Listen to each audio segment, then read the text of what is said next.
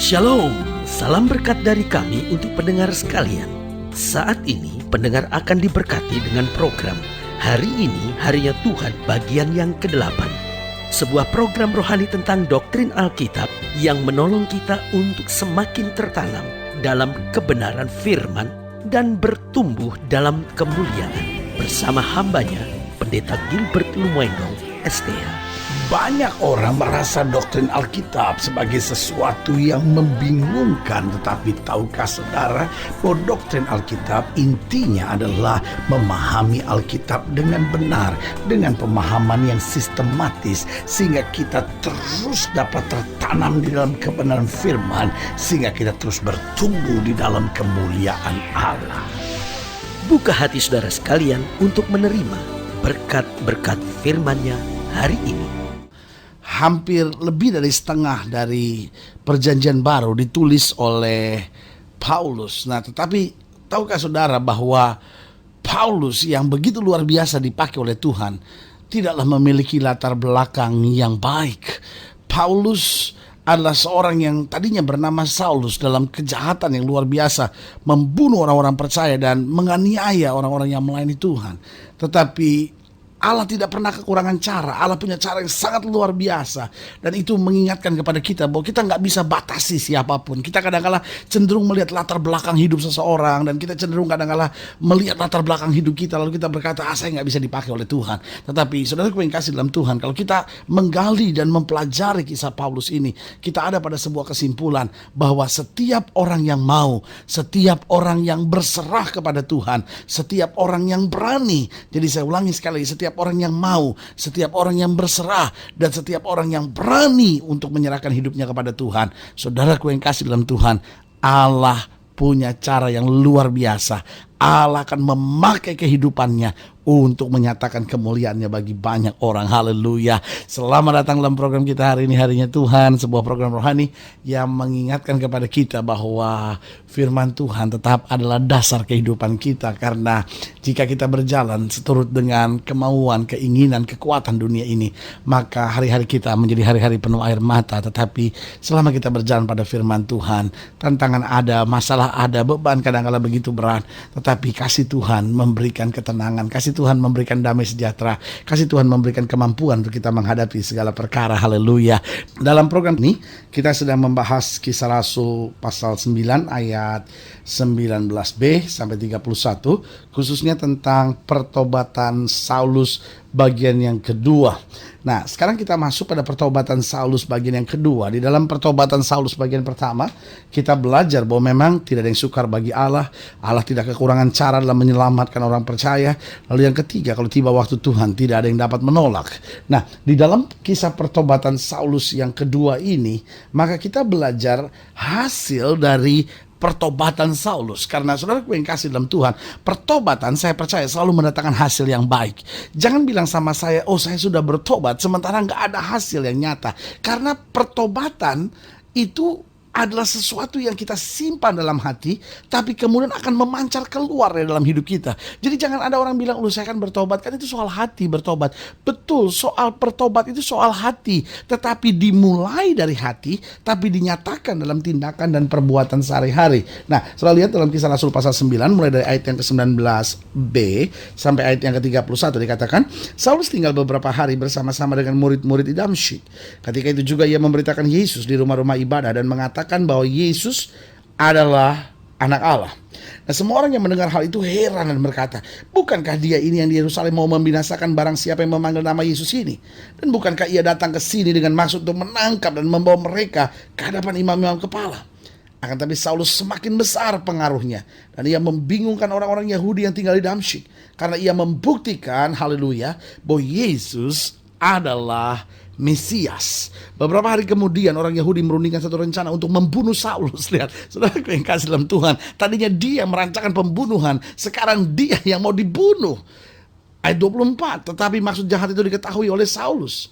Siang malam orang-orang Yahudi mengawal semua pintu gerbang kota supaya dapat membunuh dia. Sungguh pun demikian, pada satu malam murid-muridnya mengambilnya dan menurunkannya dari atas tembok kota dalam sebuah keranjang. Setibanya di Yerusalem, Saulus mencoba menggabungkan diri kepada murid-murid, tetapi semuanya takut kepadanya karena mereka tidak dapat percaya bahwa ia juga seorang murid.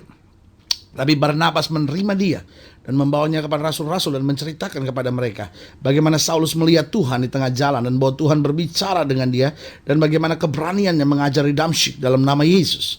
Dan Saulus tetap bersama-sama dengan mereka di Yerusalem dan dengan keberanian mengajar dalam nama Tuhan. Ia juga berbicara dan bersoal jawab dengan orang-orang Yahudi yang berbahasa Yunani, tapi mereka itu berusaha membunuh dia. Akan tetapi setelah hal itu diketahui oleh saudara-saudara anggota jemaat, mereka membawa dia ke Kaisaria dan dari situ membantu dia ke Tarsus. Selama beberapa waktu jemaat di seluruh Yudea, Galilea dan Samaria berada dalam keadaan damai. Jemaat itu dibangun dan hidup dalam takut akan Tuhan. Jumlahnya makin bertambah besar oleh pertolongan dan penghiburan Roh Kudus. Nah, saudaraku yang kasih dalam Tuhan, Saulus punya kesaksian hidup yang luar biasa. Dan itu membawa dia pada satu kata yang bernama pertobatan. Tetapi sekarang pertobatan bukan langkah akhir. Ada banyak orang pikir, aduh saya udah bertobat, puji Tuhan. Kita dengar kabar bahwa, oh dia udah bertobat ya, aduh puji Tuhan. Tapi tahukah saudara bahwa pertobatan bukanlah garis finish, tapi pertobatan adalah garis start. Pertobatan adalah langkah awal, bukanlah langkah akhir. Artinya bahwa pertobatan kita harus menghasilkan sesuatu. Nah, dari ayat-ayat bacaan ini yang kita belajar apa sebetulnya hasil pertobatan Saulus. Yang pertama, coba lihat ayat 19b ini, dikatakan Saulus tinggal beberapa hari bersama-sama dengan murid-murid di Damsyik. Ketika itu juga ia memberitakan Yesus di rumah-rumah ibadat dan mengatakan bahwa Yesus adalah anak Allah. Semua orang yang mendengar hal itu heran dan berkata, bukankah dia ini yang di Yerusalem mau membinasakan barang siapa yang memanggil nama Yesus ini? Dan bukankah ia datang ke sini dengan maksud untuk menangkap dan membawa mereka ke hadapan imam-imam kepala? Akan tapi Saulus semakin besar pengaruhnya dan ia membingungkan orang-orang Yahudi yang tinggal di Damsyik karena ia membuktikan bahwa Yesus adalah Mesias. Berarti yang pertama, hasil pertobatan dari Saulus, yang pertama ia membawa berita tentang Yesus. Nah, saudaraku yang kasih dalam Tuhan, orang yang bertobat pasti akan membawa berita tentang Yesus. Nah, mungkin saudara mendengar program ini dan berkata, bagaimana caranya saya membawa berita tentang Yesus?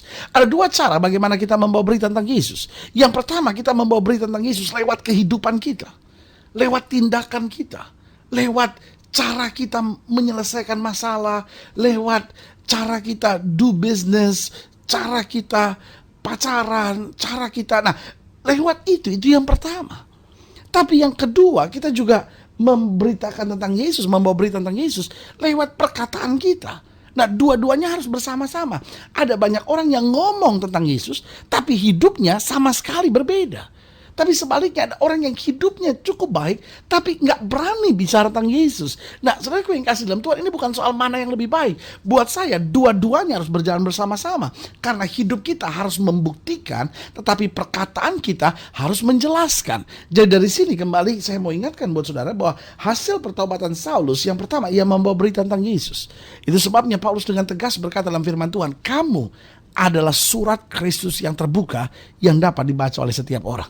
Jadi saudaraku yang kasih dalam Tuhan, saya tidak percaya pertobatan seseorang kalau dia sendiri tidak membawa berita tentang Yesus. Karena inti dari sebuah pertobatan adalah berita tentang Yesus harus tersiar. Saudaraku yang kasih dalam Tuhan, itu bukan berarti kita memaksakan bahwa setiap orang harus jadi Kristen. Saudaraku yang kasih dalam Tuhan, makanya saya suka dengar istilah kristenisasi. Tahukah saudara, kristenisasi adalah kejahatan. Alkitab tidak pernah mengajarkan kita untuk mengkristenkan siapapun. Tugas kita membawa berita, tugas kita membawa damai, tugas kita menabur kasih. Berarti saudaraku yang kasih dalam Tuhan, siapapun penyebab, siapapun pelaksana dari tindakan kristenisasi, dia adalah seorang yang melakukan kejahatan. Kenapa? Karena saudaraku yang kasih dalam Tuhan, bukan itu yang Kristus ajarkan, bukan itu yang Kristus sampaikan. Yang Kristus sampaikan adalah bawa damai, bawa terang, kabarkan berita baik, berita sukacita, bahwa keselamatan disediakan bagi setiap mereka yang percaya di dalam nama Yesus. Haleluya. Karena itu Alkitab tegas berkata bahwa di bawah kolong langit ini tidak ada nama lain yang olehnya manusia selamat kecuali di dalam nama Yesus. Agama boleh banyak, nabi boleh banyak, tapi Tetapi keselamatan hanya ada di dalam Yesus Kristus Tuhan.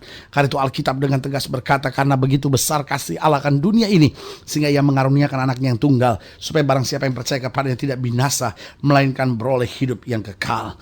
Yang kedua saya pelajari, apa hasil pertobatan Saulus? Di ayat yang ke-23, beberapa hari kemudian orang Yahudi merundingkan suatu rencana untuk membunuh Saulus. Tetapi maksud jahat itu diketahui oleh Saulus. Yang malam orang-orang Yahudi mengawal semua pintu gerbang kota supaya dapat membunuh dia. Sungguh pun demikian, pada satu malam murid-muridnya mengambilnya dan menurunkannya dari atas tembok kota dalam sebuah keranjang. Berarti yang ketiga, hasil pertobatan Saulus, ia setia di tengah tantangan.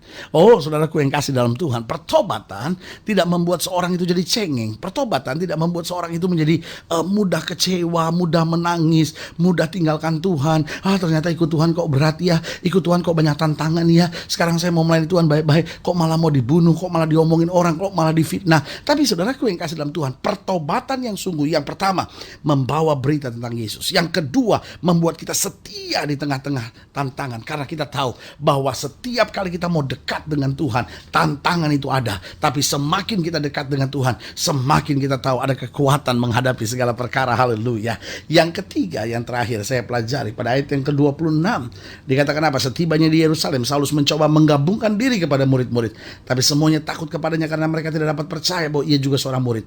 Tapi Barnabas menerima dia dan membawanya kepada rasul-rasul dan menceritakan kepada mereka bagaimana Saulus melihat Tuhan di tengah jalan dan bahwa Tuhan berbicara dengan dia dan bagaimana keberaniannya mengajari Damsyik dalam nama Yesus. Berarti yang pertama, hasil pertobatan Saulus, ia membawa berita tentang Yesus. Kita semua harus membawa berita tentang Yesus lewat hidup kita dan lewat perkataan kita. Lalu yang kedua, ia setia di tengah tantangan. Berarti setiap kita tahu di depan kita ada tantangan, tetapi tetap setia.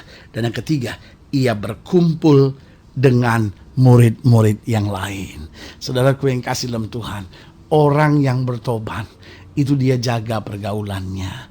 Orang yang bertobat lepaskan diri dari pergaulannya. Kenapa? Karena Alkitab sudah bilang pergaulan yang buruk menghancurkan kebiasaan yang baik. Itu bukan berarti orang percaya itu menjadi orang yang eksklusif, tidak mau bergaul dengan orang berdosa. Bukan itu. Tetapi orang percaya adalah orang yang menguatkan imannya, berkumpul bersama, saling menguatkan, saling menghibur. Makanya setiap orang yang bertobat harus tertanam di gereja lokal. Jangan jadi orang yang pindah-pindah gereja, pokoknya sekedar dengar firman. Lu sudah boleh dengar firman Tuhan di mana saja, tapi saudara harus tertanam di satu gereja lokal, dan itu menjadi gereja saudara. Istilahnya itu menjadi rumah saudara, dan di tempat lain itu sudah hanya makan firman Tuhan, menerima firman Tuhan. Itu yang saya bilang bahwa kita harus berkumpul, kita harus tertanam untuk bisa saling menguatkan, saling menghibur satu sama lainnya. Lalu kemudian kita harus pergi memberitakan kasih Injil Allah dimanapun kita berada. Lihat saudaraku yang kasih dalam Tuhan, pertobatan bukan hanya sebuah simbol, tapi harus menjadi bagian dalam kehidupan kita. Saudara ingin dilayani lebih jauh, hubungi kami melalui telepon, kunjungi website kami, lalu juga hubungi kami melalui surat, karena kami ada untuk membawa Bapak Ibu Saudara senantiasa lebih dekat pada Tuhan, mengalami kasih kuasa mujizat yang luar biasa. Saudara-saudara mau didoakan secara khusus, boleh taruh tangan kanan saudara di dada, dan kita doa sekarang. Bapa, dalam nama Yesus, hamba doa buat yang sakit, hamba doa buat yang berbeban berat, hamba doa buat mereka yang bertobat tapi masih bergumul dan masih bingung dengan pertobatannya. Hamba berdoa di dalam nama Yesus, sehingga setiap kami boleh mengalami kasih kuasa mujizat Tuhan. Pertobatan kami boleh nyata, kami boleh senantiasa membawa berita tentang Yesus, setia di tengah tantangan, dan senantiasa kuat bersama dengan murid-murid yang lain. Di dalam nama Yesus kami berdoa, haleluya, amin. Saudaraku yang kasih dalam Tuhan, kita sudah berdoa. Ingat, Allah tidak pernah lalai menepati janjinya. Inilah saatnya buat kita untuk bangkit bersemangat, bersuka cita menghadapi segala perkara, karena kita tahu bersama dengan Yesus kita cakap menanggung segala perkara. Doa saya menyertai saudara sampai berjumpa pada program berikut, dan jangan lupa jadikan hari ini harinya Tuhan. Haleluya.